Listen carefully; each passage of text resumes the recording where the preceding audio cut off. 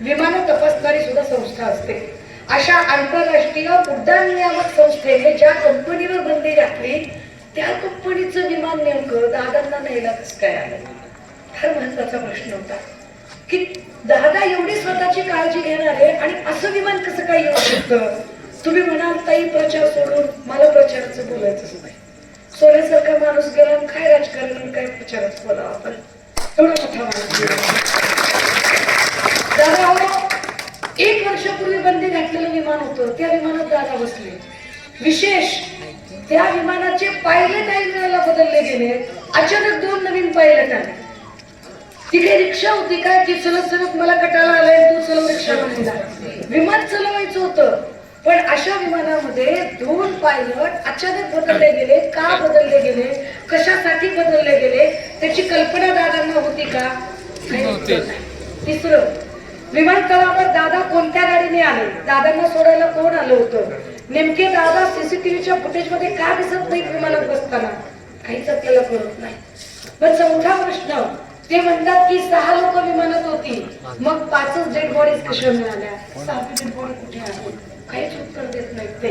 मग आपण 7वा प्रश्न त्यांना विचारतोय की अरे दादा तुम्ही म्हणलात की घड्याळ ओळखलं, घड्याळ कुठे आहे? मग आपण पुढचा प्रश्न विचारतोय की तुम्ही म्हणालात की विजिबिलिटी नव्हती. विजिबिलिटी नव्हती म्हणजे काय? धुकं होतं आणि स्पष्ट दिसत नव्हतं.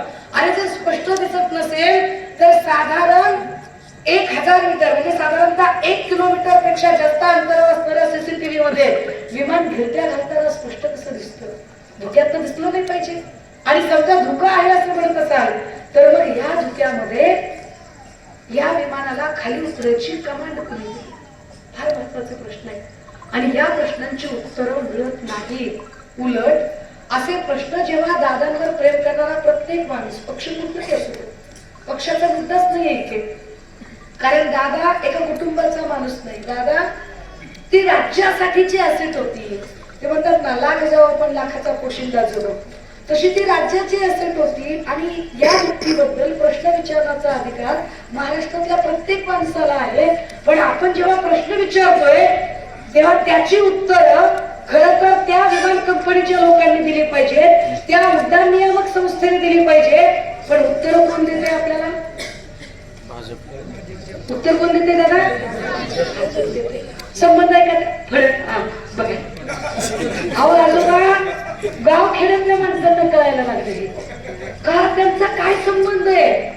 आपण शंका व्यक्त केली की दादाचा घातपात झालाय का, ह्यांना राग यायचं काय कारण आहे? का भाजप मध्ये उठून बोलायला लागली?